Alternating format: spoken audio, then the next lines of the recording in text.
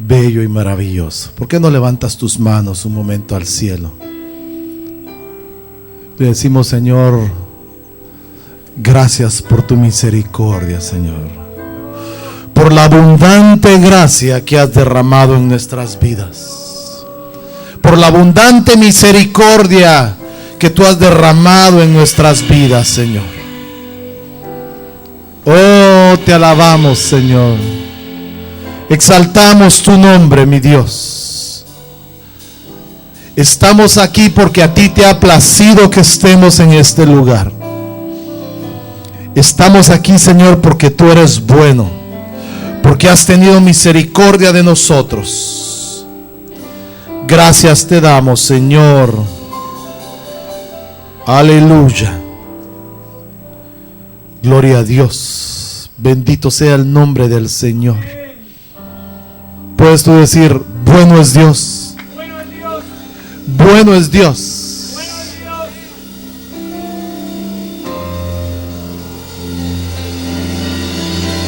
God is good. God is good. Gloria a Dios. Dios es bueno. Aleluya. ¿Por qué no le das la bienvenida al hermano que está ahí cerca, a la par tuya? Amén. Y le dices: hermano, qué bueno que estás aquí esta noche. Es una bendición tenerte con nosotros aquí. Amén. ¿Dice usted amén? Vaya, qué bueno, gloria a Dios. Nos está visitando aquí la mamá de hermana también, Claudia Flores, ¿verdad? Ahí está, bienvenida. Dios le bendiga a mi hermana. ¿Cuál es su nombre? Margarita Salazar. Es que no me deja oír, es culpa de él. Margarita Salazar. Qué bueno tenerla en medio de nosotros, hermana Margarita. Amén. Gloria a Dios. También nos está visitando Aaron Brown. Bienvenido, Aaron. Welcome. Thank you for being with us. Déjeme decirle, Aaron es mi vecino. You're my neighbor, Aaron. Yeah, you live in Glen Canyon Circle. I am the other side. I'm in Chaparral Drive. So, ok, también déjeme saludar, hermano, a los hermanos que nos visitan en el internet, en Antioch, en Pittsburgh, en Stockton nos están viendo, Mountain View, Santa Rosa, San Francisco, en Colorado, Guadalajara, Jalisco. Yo creo que es hermano Helio, lo bendecimos, hermano Helio, también. Gloria a Dios. Y también en el Distrito Federal nos están viendo. Amén. Así que los bendecimos a todos ellos nuevamente. Amén. Dice usted gloria a Dios. Vaya, qué bueno. Vamos a continuar, hermano. Vamos a bendecir los diezmos y las ofrendas. Amén. Si usted trae un diezmo, por favor tome un sobre. Y si trae una ofrenda, por favor solo deposítela directa ahí en el alfolí. Amén. Gloria a Dios. Gloria a Dios. Aleluya. Algo está pasando ahí, ahorita lo van a arreglar. Amén. Queremos que Aaron, por favor, entienda un poquito de lo que vamos a tratar de transmitir. Yo voy a dejar el tiempo a mi hermano Juan Carlos para que ministre los diezmos y las ofrendas. Amén. Gloria a Dios. Dios me los bendiga, mis hermanos. Vamos a continuar alabando y glorificando el nombre de nuestro Señor Jesucristo, siempre con gozo y alegría, ¿verdad? Mire, ahorita que estaba escuchando las profecías, como a veces el Señor, a veces uno dice coincide, ¿verdad? Pero no es coincidencia, es plan en Él, en su perfecto tiempo, que Él siempre sabe cómo hace las cosas. Voy a leer en el libro de Malaquías. Esta es palabra de Dios para todos. En el libro de Malaquías 3:10 dice: el Señor Todopoderoso dice: traigan todos los diezmos. Mire esta versión como dice: los diezmos al granero del templo, y así habrá alimento en mi casa. Esto nos está hablando, mis hermanos, de que en la obediencia que nosotros traemos, estamos proveyendo a la casa, que también es nuestra casa, para que no falte el alimento. Dice, pónganme a prueba en esto. Aparte de esto, usted sabe que el Señor es todopoderoso, no lo vamos a estar probando en cualquier cosa, pero en esta Él nos da, como quien dice, la oportunidad que nosotros lo podamos poner a prueba. Y mire, cuando nosotros lo ponemos a prueba, que hacemos esto en obediencia, dice, ponerme a prueba en esto, dice, vean si no abro las ventanas de los cielos para derramar sobre ustedes una lluvia de bendiciones, dice, hasta que les sobre de todo. Esto nos está hablando, hermanos, la palabra todo, ¿verdad? Es todo. Entonces, si nosotros venimos en obediencia, traemos nuestros diezmos, traemos nuestras ofrendas, el Señor nos va a bendecir a nosotros, va a bendecir la casa donde nos alimentamos espiritualmente. Y dice que nos va a venir una lluvia de bendiciones donde nos va a sobrar en todo. En todo vendría siendo, nos va a bendecir en la salud, nos va a bendecir en nuestras finanzas, nos va a bendecir con nuestra familia, nos va a bendecir en todo lo que nosotros necesitemos. Y dice en el 3:11, continúa diciendo, alejaré las plagas de sus campos para que no destruya sus cultivos. ¿Se acuerdan de la profecía que decía que Él va a alejar la plaga? Entonces es ahí donde le decía de que como a veces el Señor usa los vasos y habla de una y otra forma para que nosotros le podamos entender, porque a veces cuando se trata de nuestro dinero, que no es todo nuestro, porque Él nos ha bendecido, Él ha proveído un trabajo, nos ha bendecido con salud, y es por ello que nosotros recibimos un cheque.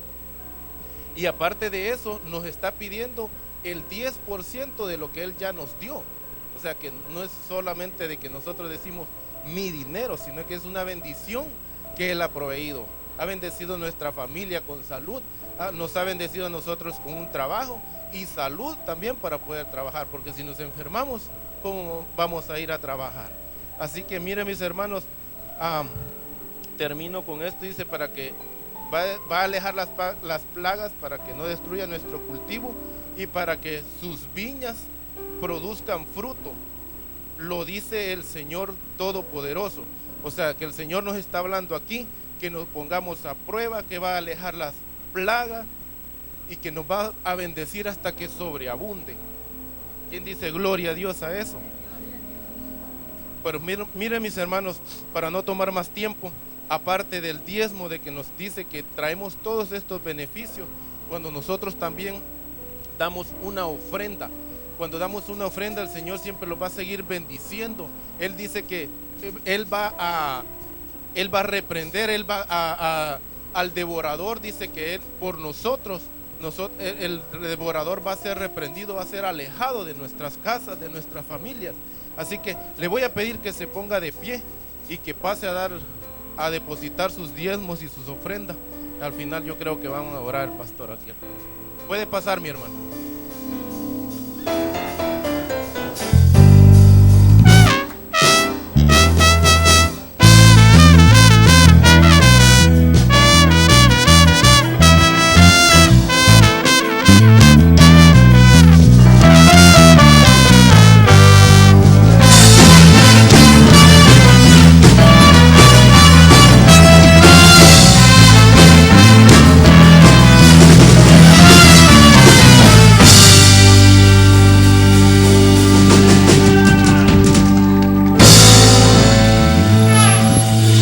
Aleluya, gloria a Dios, gloria a Dios. Dios es bueno, ¿verdad? Amén. Les encargo si me pudieran bajar la pantalla y encender el proyector, si no fueran tan finos. Gloria a Dios. Gracias, mis amados hermanos. Si me traen las ofrendas, por favor, acá, voy a orar por ellas, si fueran tan finos también. Perdón, me he puesto así mero quisquilloso. Entre más viejo, más quisquilloso, ¿verdad? No, bueno, no. Eso lo editan, por favor. Gloria a Dios. Padre, gracias te damos por tu misericordia esta noche, por tu amor, por tu bondad, Señor. Gracias por estos diezmos, estas ofrendas que tu pueblo, Señor, con gusto, con alegría, de buena voluntad lo trae, según tú nos has prosperado, Padre. Los bendecimos, Señor, y que sean multiplicadas que no haya necesidad en medio del pueblo, Señor. Ayúdanos a suplir nuestras necesidades y las necesidades de otros, Padre. En el nombre de Jesús te lo pedimos, te lo agradecemos. Añade bendición a tu palabra. En el nombre de Jesús, amén y amén. Gloria a Dios. ¿Puede usted darle una ofrenda de palmas al Señor? Aleluya, gloria a Dios. Pueden descender, mis amados hermanos, y voy a pedirle, Luisito, si me ayudas. Creo yo que es probable que me vaya otra vez a dar algún tipo de problemas ahí. Pero fíjese que esta noche, no sé por qué aparece ahora eso, ¿no? Ok, así me dijiste la semana pasada. I'll fix it later, me dijo, y ya van 2 semanas. Pero miren, gloria a Dios, hermanos, estamos contentos esta noche, porque realmente yo creo que usted tiene y yo tenemos hambre de la palabra del Señor, ¿verdad? Yo creo que, hermano, no nos ha detenido nada esta noche para poder estar aquí. En la mañana estuvimos hablando, hermano, acerca de crecimientos, acerca de muerte, y yo creo que el Señor nos habló a todos. Yo creo que a mí en especial el Señor me ha hablado mucho, y yo creo que todos empezamos a morir un poquito desde hoy en la mañana, ¿verdad? Yo creo que hoy nos dan el tiro de gracia en la noche para que podamos todos morir, ¿verdad? Como el Señor quiere que muramos al yo, al orgullo. Entonces, pero para esto, fíjese que necesitamos entender, hermano, que hay una gracia que el Señor ha dado, la misericordia, la abundancia de Dios para este tiempo. Y necesitamos ver, hermano, a través, digamos, de la iglesia o de la faceta de iglesia como mujer, hermano, cómo son estas gracias. Yo quiero hablarle de las gracias dadas a la esposa. La esposa, hermano, es la iglesia de Jesucristo. Y no estoy hablando de gracias de que muchas gracias por esto, sino le estoy hablando de gracias como un don. Le estoy hablando de gracias como un favor de Dios, como misericordia de Dios. Entonces esto lo pudiéramos traducir, las misericordias dadas a la iglesia. Entonces para eso, hermano, vamos a ir viendo, hermano, digamos, algunas figuras. Entre ellas tenemos que ir viendo, hermano, la figura de Ruth, y quiero hablarle en el libro de Ruth también.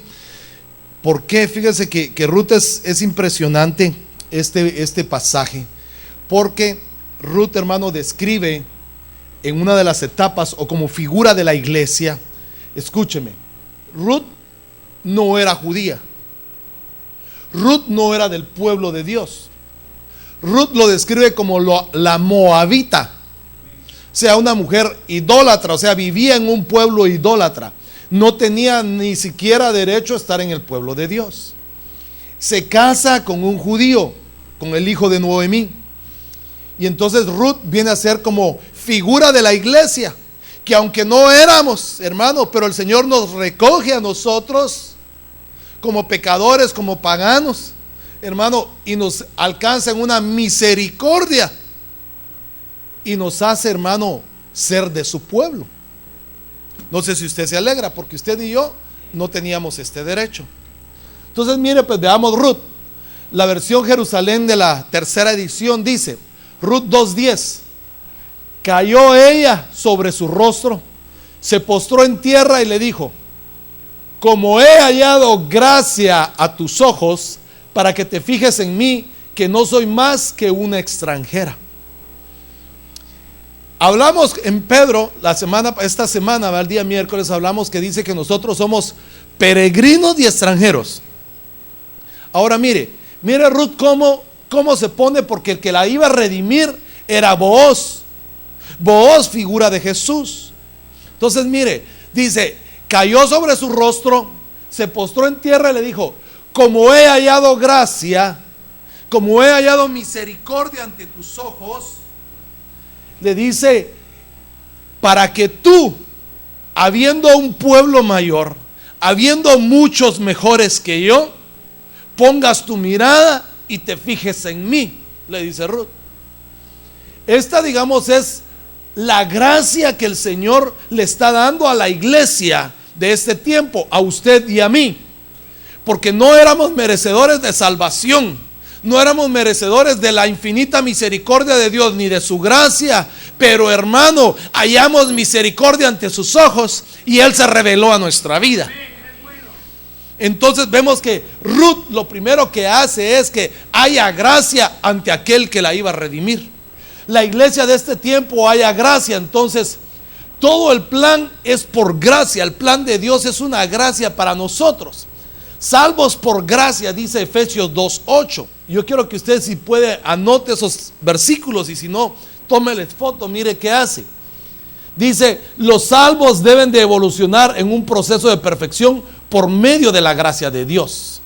Una evolución de salvo a esposa y de esposa a redimida. De Ruth, de redimida, a esposa reina Esther. Entonces en la mañana estábamos viendo que necesitamos, hermano, usted está conmigo aquí, ¿verdad? ¿Qué necesitamos? Nacer, crecer, morir y multiplicarnos.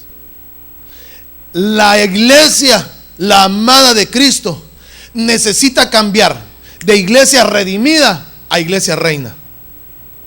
Necesita crecer. Entonces tenemos que ver, hermano, la evolución que hay, hermano, de las gracias que el Señor, o de las misericordias que el Señor tiene para con nosotros, para que nos ayuden a evolucionar o a crecer o a avanzar, a multiplicarnos de solo redimidos a reina como Esther.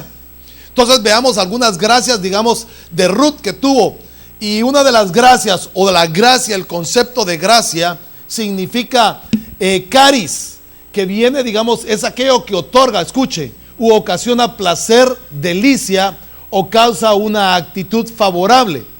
Se aplica a la belleza, a la gracia de una personalidad. Usted mira ahí algunos versículos que lo da el libro de Strong, la concordancia Strong.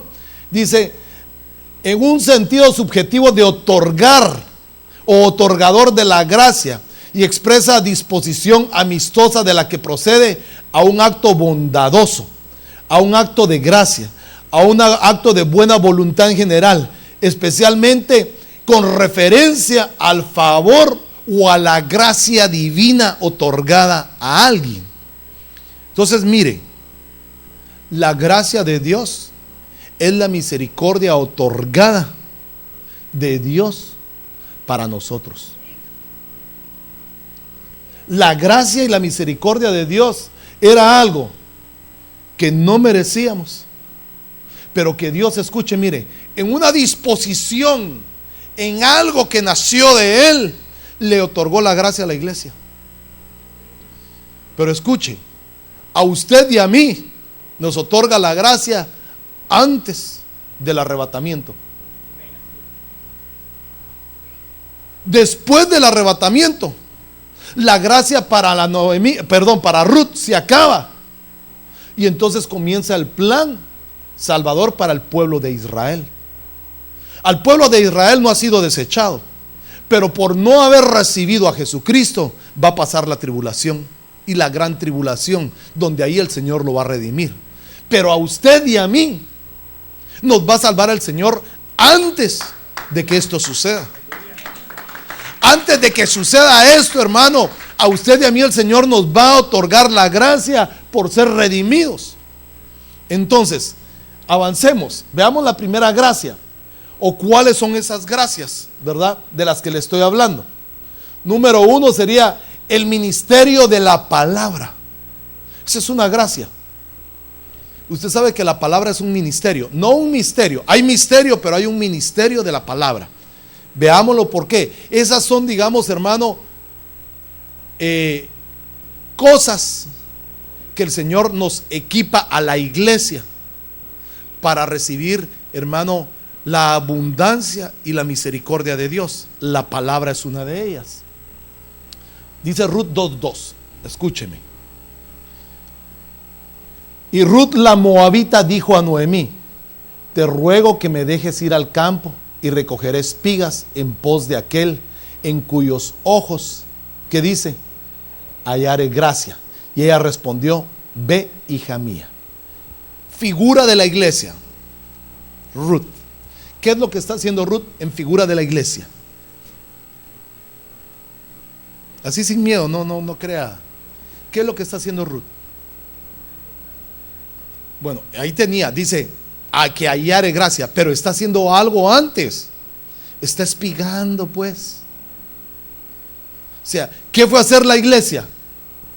Fue a espigar al campo, fue a buscar la semilla al campo, fue a espigar al campo ante los ojos de aquel que haya gracia.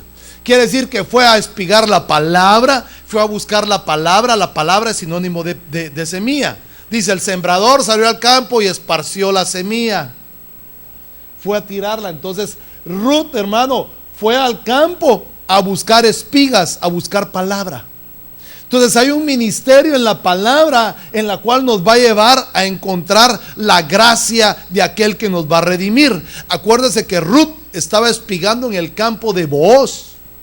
Ahí fue a buscar ella la gracia de Dios, porque Ruth no tenía derecho a estar ahí.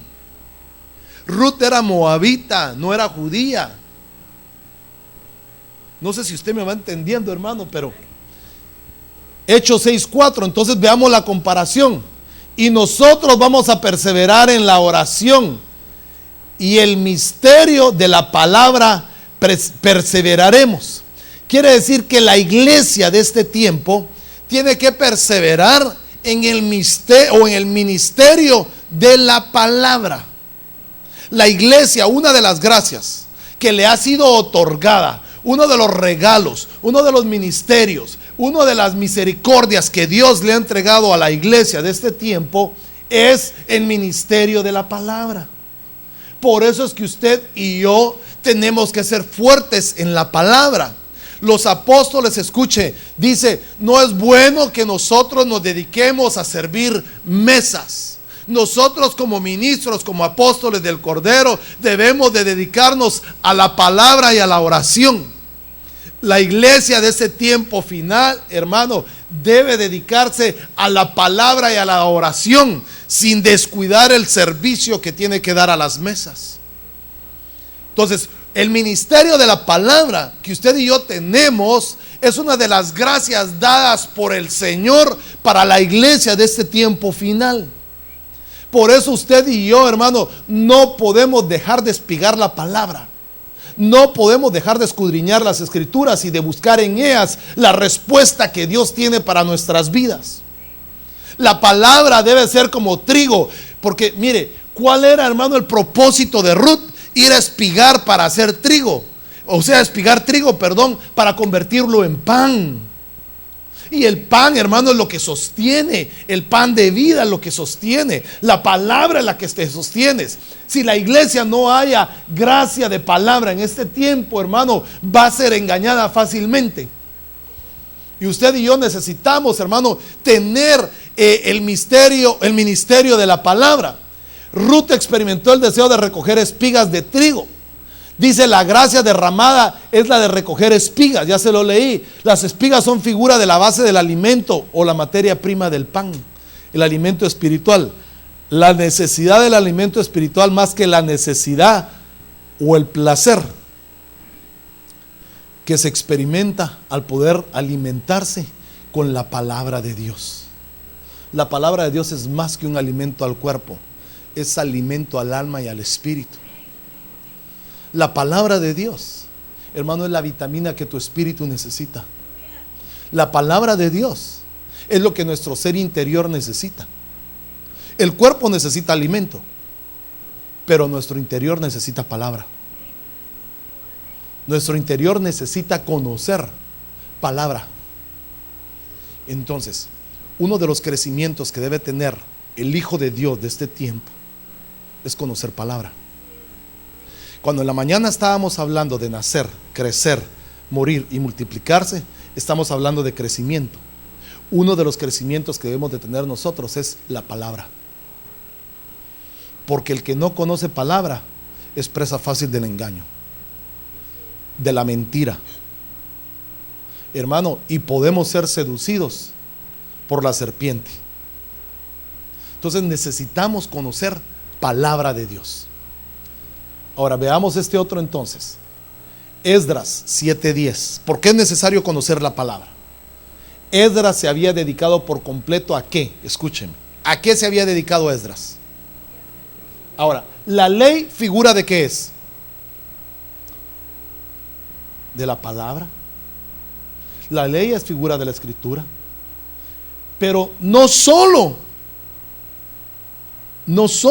se dedicó a estudiar la ley, sino en qué más. Ok. Entonces mire lo que la iglesia, una de las gracias de la iglesia de este tiempo es aprender palabra, ponerla por obra y enseñarla. Ese se llama crecimiento de la iglesia. Aquel que, hermano, teniendo tiempo en el evangelio, no pone en práctica la palabra de Dios, ni la enseña, es un enano espiritual, porque no ha crecido. O sea, tiene, hermano, digamos, palabra, tiene conocimiento, pero no se ha desarrollado en lo que Dios quiere que se desarrolle. Entonces necesitamos crecer, hermano, en la palabra para hacerla como Esdras. Mire este otro. Dice Hechos 1:1. El primer relato que escribí, Teófilo, trató de todo. ¿Qué dice? Ok. ¿Qué hizo Jesús? Mire, ¿sabe qué hizo Jesús? Hizo y enseñó. Entonces, la palabra, ¿cómo se debe de expresar? Alguien dijo por ahí algo. No, alguien dijo haciendo y qué. Haciéndola y enseñándola. ¿Cuál es el propósito de que usted y yo conozcamos palabra? Mire, número uno, para que me vaya comprendiendo. Número uno, vivirla, practicar la palabra de Dios. Y después de practicarla, enseñarla. Esa es la gracia de la iglesia en el ministerio de la palabra. Porque una iglesia que predica pero no hace, no está viviendo bien. Una iglesia que hace pero no enseña, no está completa. Y eso somos usted y yo, porque usted es novia, ¿verdad? Bueno, poquitos. ¿Quiénes son novia del Cordero? Bueno, entonces el misterio de la palabra, o el ministerio de la palabra, perdone, es aprender palabra, vivir palabra y enseñar palabra. Esa es una de las gracias que usted y yo necesitamos tener para este tiempo.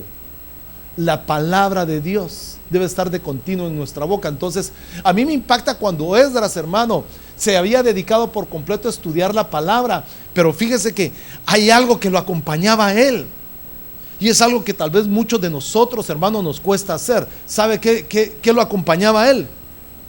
El testimonio. Muchos, hermanos, podemos conocer palabra, pero tal vez nuestro testimonio no está de lo mejor. Entonces no podemos enseñar palabra, porque nuestros hechos van a hablar más que muchas palabras. Necesitamos, hermano, conocer palabra, vivir la palabra para poder enseñar la palabra. Si no logramos hacer eso, hermano, no podemos crecer en el ministerio de la palabra. Y la iglesia no se puede quedar solo como redimida. La iglesia tiene que subir a otro nivel. Tenemos todos que avanzar en esto, hermanos, porque si no, créame, hermano, muchos de los que estamos aquí corremos el riesgo de quedarnos por no conocer de la palabra de Dios. Bueno, yo espero que usted me vaya entendiendo. Ministerio de la palabra: ocuparse de la lectura, ser lleno del Espíritu Santo y de fe, escudriñar las escrituras cada día. Usted puede ir viendo los versículos ahí. Si no, tomaría mucho tiempo poner uno por uno. Llevar a la práctica las escrituras, clamar a Dios por la revelación y conocimiento, ser apto para enseñar y retener la palabra fiel. Ese es el misterio, o el ministerio, sigo yo con misterio, el ministerio de la palabra, conocerla. Entonces, mire, hermano, ¿por qué debemos ocuparnos de la palabra? ¿Por qué debemos ser llenos del Espíritu? Necesitamos la gracia de la palabra de Dios. Fíjese, hermano, que yo me he topado, y no sé si usted vio hace poco un video acerca hermano, de una huelga que estaban haciendo los homosexuales en Chile, me parece, y que fue el que lo estaba entrevistando, hermano, y ese homosexual que estaba ahí era cristiano. Dice que iba a la iglesia y desde niño estaba en la iglesia, sus papás estaban en la iglesia y él estaba en la iglesia, y él estaba protestando ahí porque no veía, hermano, digamos, por lo cual muchos evangélicos radicales estaban protestando en contra de ellos. Si Dios los amaba, Dios creía a todos por igual, pero el que lo estaba entrevistando era un periodista cristiano cimentado en la palabra. Entonces el otro empezó a argumentar con pensamientos y conceptos humanos, y el periodista le empezó a contestar con palabra de Dios. Al final no tuvo ningún argumento para poder contradecir lo que la palabra de Dios decía. Si usted y yo no conocemos palabra en este último tiempo, hermano, puede ser que querramos argumentar con pensamientos y conocimiento e ideas humanas y nos podamos confundir y confundir a otros también. Por eso Pablo le dijo a Timoteo: Timoteo, enseña la sana doctrina, enseña la sana palabra, porque haciendo eso te salvarás tú y los que te escuchan. La necesidad que tenemos de conocer palabra de Dios. Por eso yo le invito a que venga a los estudios los martes y vaya a los discipulados los jueves. Ahí le van a enseñar palabra de Dios.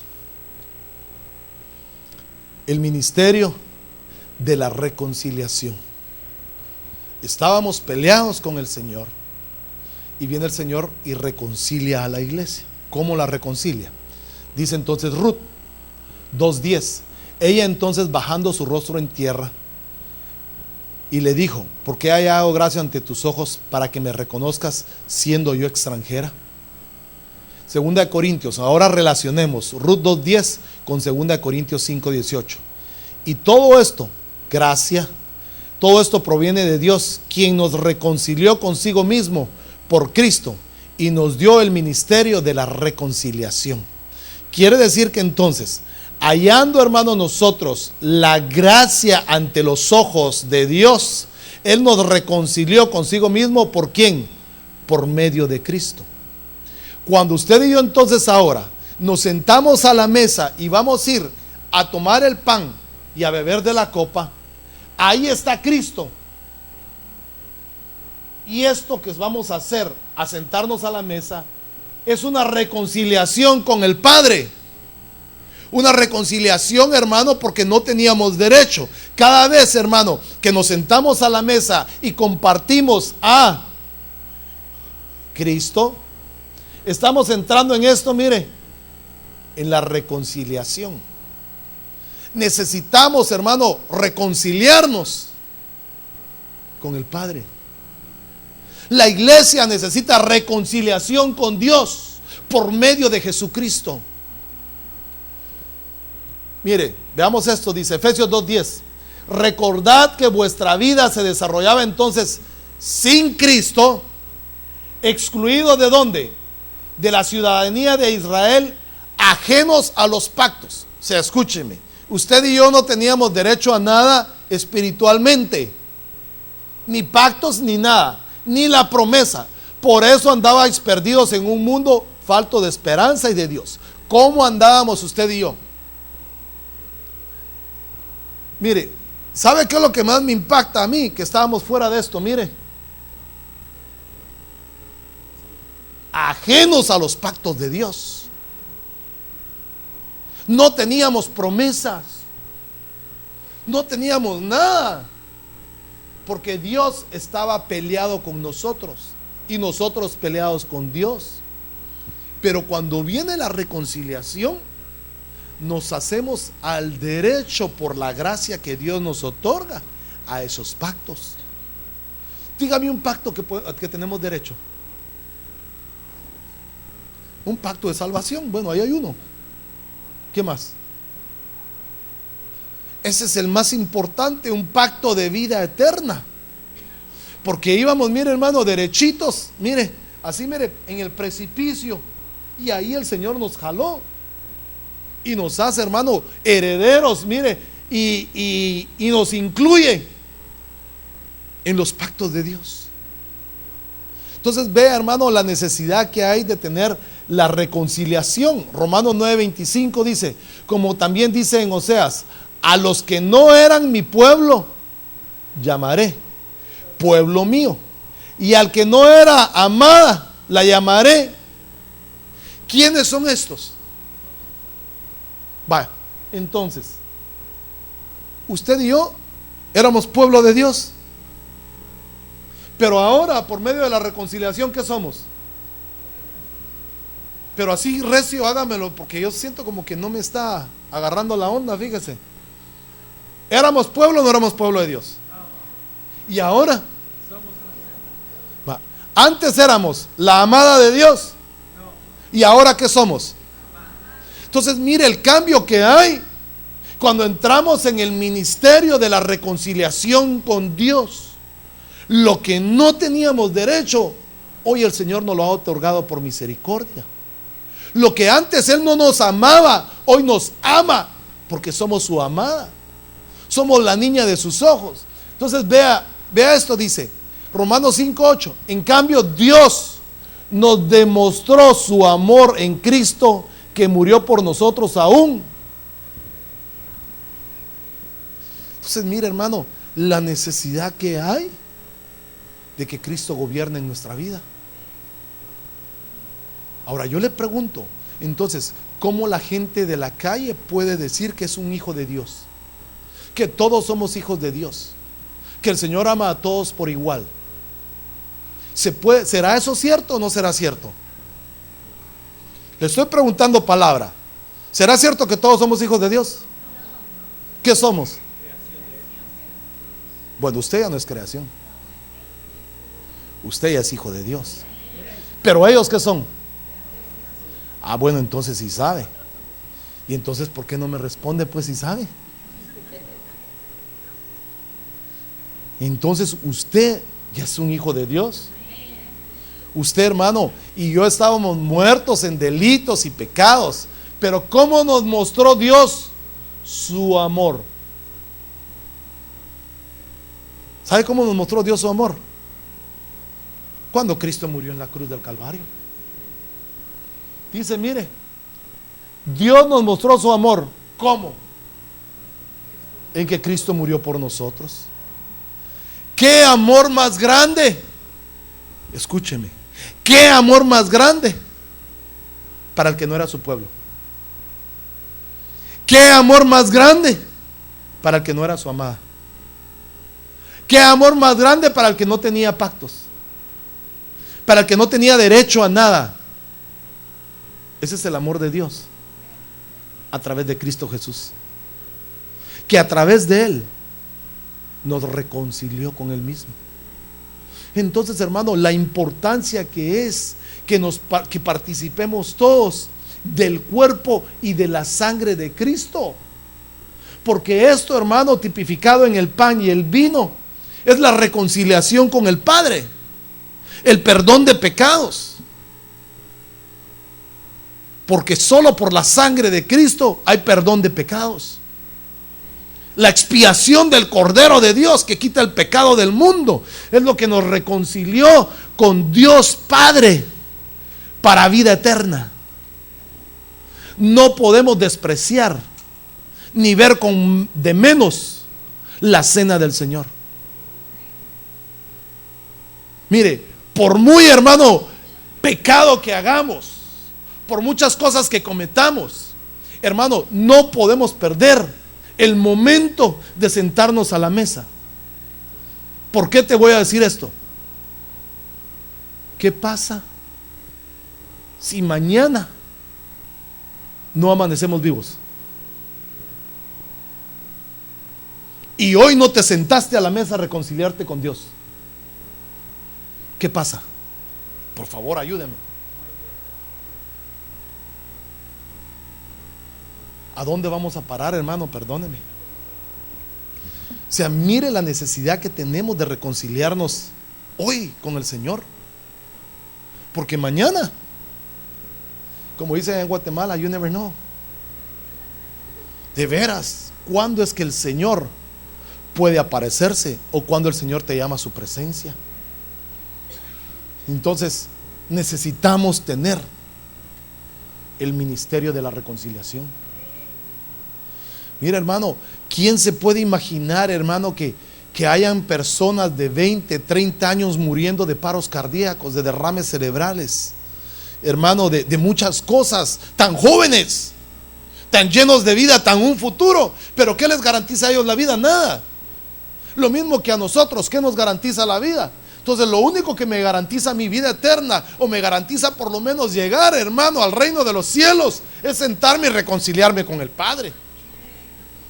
Hacerme partícipe de la sangre y del cuerpo de Cristo, porque entonces a través de esa reconciliación, hermano, yo me voy a hacer partícipe de poder reconciliarme con el Padre. De lo contrario, puedo quedarme afuera.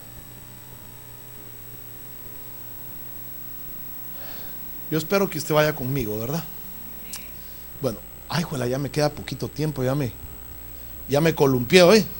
No, todavía no. Bueno, yo aquí no sé qué hizo Luis Enrique, pero dice que tengo un total de 1193 minutos. O horas, creo yo, con 33 minutos y 3 segundos. Así que no sé cuánto llevo predicado, fíjese. Bueno, ojalá me la arregle, porque si no no tengo por qué predicar. Reconciliación, mire lo que se llama. Viene de catalego, del griego 2643, intercambio. Denota un cambio de una de las partes, incluida una acción de la otra. Se expresa la reconciliación de los hombres con Dios por su gracia y amor en Cristo. El ministerio de la reconciliación no es el ministerio de enseñar la doctrina de la expiación, sino es el rogar a los hombres que se reconcilien con Dios en base a que Dios lo ha llevado a cabo en Cristo Jesús. Eso es lo que quiere decir la palabra catalegue, que significa, hermano, en base a Cristo Jesús viene la reconciliación de Dios con el Padre, o perdón, de nosotros con el Padre. Tenemos que tener ese ministerio, hermano, de la reconciliación. Déjeme ver si le puedo dejar otro por el tiempo. El ministerio de la consolación es otra de las gracias dadas a la iglesia en este tiempo final. El ministerio de la conciliación, dice Ruth 2:13. Entonces ella dijo: Señor mío, ¿a quién le está hablando Ruth ahí? A vos. He hallado, ¿qué dice aquí? He hallado gracia ante tus ojos. ¿Por qué? Porque me has consolado y en verdad has hablado con bondad a tu sierva, aunque yo no soy como una de tus siervas. Entonces mire cómo Booz consoló a Ruth, como Cristo está consolando a la iglesia. Como he hallado gracia ante tus ojos, Cristo, como he hallado gracia ante tus ojos, Cristo, porque me has consolado y porque me has hablado con bondad y con misericordia. Aunque yo, dice la iglesia, aunque yo no sea como una de tus siervas, pero he hallado gracia. Por eso es que como he hallado gracia, tú me consuelas y me hablas con bondad. Y entonces veamos cómo lo podemos juntar con Juan 14:16. Yo rogaré al Padre, Él les dará, ¿qué dice? O intercesor, para que esté con ustedes para siempre. Entonces mire, pues bien, si el ministerio fue así, ¿no será todavía más glorioso el ministerio del Espíritu? Entonces, ¿cuál es la gracia de la consolación para la iglesia de este tiempo final? El Espíritu Santo. La iglesia de este tiempo final, una de las gracias o de la tercera gracia de la consolación, el ministerio de la consolación es el Espíritu Santo, que es el que te va a consolar. Entonces, yo no los voy a dejar a ustedes solos. Les voy a mandar a alguien que los consuele en este tiempo final. Les voy a mandar a alguien que consuele su corazón. Les voy a mandar a alguien que les consuele la vida. Voy a mandar a alguien que sea una consolación para la iglesia final, porque ustedes han hallado gracia ante mis ojos, dijo el Señor. Entonces usted y yo necesitamos tener una relación con el Consolador, con el Espíritu Santo de Dios. Porque si no tenemos al Espíritu Santo de Dios, escúcheme, ¿quién nos va a consolar? Pastor, a mí me consuela mi marido. Sí, está bien, lo consuela su marido. A mí me consuela mi mujer. Sí, está bien su mujer. Pero no estoy hablando de ese consuelo. Le estoy hablando del consuelo del Espíritu. ¿Quién lo consuela a usted cuando usted está triste? Cuando usted está desanimado. Cuando está confundido y no sabe qué hacer. ¿Quién lo consuela? Entonces necesitamos que haya un ministerio de la consolación a través del Espíritu Santo de Dios. Sin el Espíritu Santo de Dios, hermano, puede ser que muchos estén acompañados, pero estén viviendo solos. Y hay quienes pueden estar viviendo solos, pero se sienten acompañados, porque el Espíritu Santo de Dios está consolando su vida. Está consolando su alma, está consolando su espíritu, porque ese es el ministerio de la consolación de Cristo o de Booz sobre Ruth, cuando le dice: te voy a consolar, o tú me consolaste. No solo me consolaste, no solo me cuidaste, sino me hablaste con palabras de bondad, me hablaste con palabras de misericordia. Ese es el Señor. Entonces, hermano, necesitamos conocer la consolación de Dios. Y eso solo viene cuando tú y yo nos acercamos a Cristo. Porque Cristo, hermano, penetra en nuestro corazón, pero el Espíritu Santo de Dios entra con Él también. Y comienza a abrazar tu corazón. Comienza a abrazar tu espíritu. Comienza a consolar tu alma. ¿Por qué consuela tu alma? ¿Por qué consuela tu alma? Ayúdame.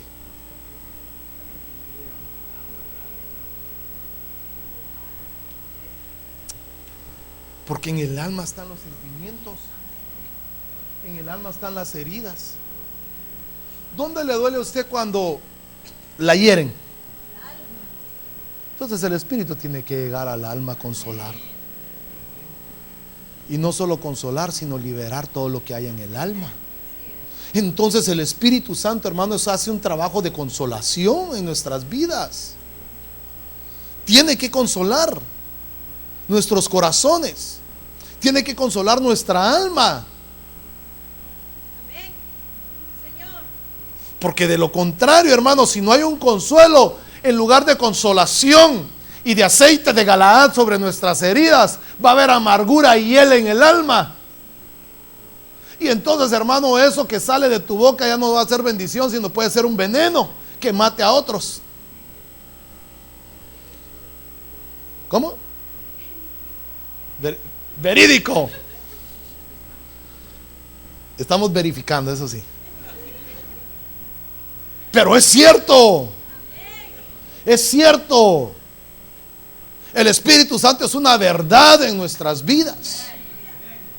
Mire, es el que nos enseña, nos consuela, nos abraza, nos ama, nos apapacha, y usted tal vez ni lo ha visto, pero hermano, es como el aire, no lo vemos, pero lo sentimos. Si no respiramos, nos morimos. Si no tenemos al Espíritu Santo de Dios, no podemos vivir. Necesitamos ser consolados por el Espíritu de Dios. Porque dice: pues bien, si aquel ministerio, ¿cuál ministerio, hermano? El ministerio, hermano, que había antes de la ley era glorioso, ahora el ministerio del Espíritu no será más glorioso todavía. Que antes era por ley y hoy es por gracia. Hoy es por misericordia.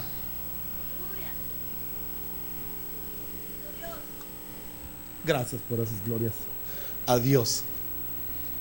La gloria del ministerio del Espíritu Santo usted la puede ver ahí. Si el ministerio de muerte grabado en tablas de piedra es decir, la ley del antiguo pacto fue con gloria, imagínense el ministerio que tiene mayor gloria ahora, que es para vida, según la ley de la libertad. Ahora, ¿por qué le llaman la ley de muerte? Porque antes, hermano, esa ley era, tú cometías pecado, apedreado. Tú hacías algo, a morir. Cometías adulterio, muerte y apedreado los dos. Fornicabas, muerte y apedreado los dos. Robabas, o sea, hacías algo. Era un ministerio de la muerte, por decir algo, pero era la ley de Dios. Porque había salido un pueblo de Egipto sin ley. Era un pueblo salvaje que no tenían leyes. Entonces Dios rebelde, el Señor tiene, hermano, que meterlos en una ley para, hermano, que fueran, digamos, tuvieran un parámetro de vida. Y ese hermano, y esa ley fue gloriosa en su tiempo con Moisés. Pero ahora imaginémonos al Espíritu Santo de Dios haciendo el mismo trabajo, pero con amor y con gracia. Porque ahora a la adúltera o al adúltero les da la oportunidad de perdón el Señor, y les da la oportunidad de vida. Al fornicario lo levanta y le da la oportunidad. Al ladrón le da oportunidad. Al drogadicto le da oportunidad. Entonces mire, hermano, que ahora el ministerio tiene una mayor gloria, porque ya no es para muerte, sino es para vida. Entonces la consolación, y hermano, del Espíritu Santo de Dios para nuestras vidas es para vida, no para muerte.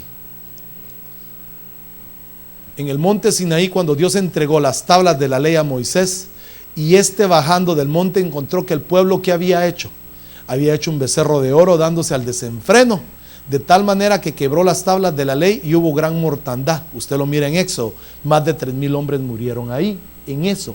Pero ¿sabe qué pasó ahí, hermano? Aún hasta Moisés, el gran Moisés, cometió un error. Porque, hermano, mire qué extraordinario esto. ¿Quién escribió las tablas de la ley? ¿Cómo las escribió? Ahora, hermano, perdóneme, ¿qué haríamos nosotros con una escritura de la mano de Dios? Tesoro extraordinario. ¿Y qué hizo Moito? Imagínense, hermano, ¿qué hizo Moito? Hermano, lo que Dios había hecho con su dedo, en un arranque de ira, quiebra las tablas. Entonces hoy el Señor, a través del Espíritu Santo, dice: no, momento. Hoy nadie más me va a quebrar esas tablas en la cara así. Hoy las voy a escribir en sus corazones y en sus mentes. Hoy las voy a escribir ahí. Y de ahí nadie las va a poder borrar si ellos no las borran. Entonces mire, hoy el Señor nos deja la ley de la vida en nuestro corazón y en nuestra mente. Hoy tú y yo pecamos voluntariamente. Hoy entre tú y yo está: o pecamos o no pecamos. Pero la ley está escrita en nuestros corazones y en la mente. Entonces mire, hermano, como que hoy ese ministerio de la consolación del Espíritu Santo de Dios es como de vida y de oportunidad, pero también, hermano, tiene su límite. Pero bueno, ya voy a terminar, deme 2 minutos. Por ejemplo, el día del Pentecostés, los que habían recibido su palabra fueron bautizados y se añadieron aquel día como 3,000 almas. Entonces, ¿qué se recibió? El Espíritu Santo de Dios. Porque este es el pacto que yo haré con la casa de Israel después de aquellos días, dice el Señor. Pondré mis leyes ¿en dónde? En la mente de ellos, y las escribiré ¿dónde? Y entonces, ¿qué pasará? Bueno, entonces aquí, hermano, detengámonos. ¿Dónde están las leyes? ¿Y dónde está, digamos, los preceptos de Dios hoy? Mire, ¿dónde están las leyes hoy? y los preceptos. Mire, en su mente y en su corazón, pues. Entonces, hermano, ¿por qué es necesario que tengamos al Espíritu Santo de Dios y seamos bautizados y seamos llenos del Espíritu Santo de Dios?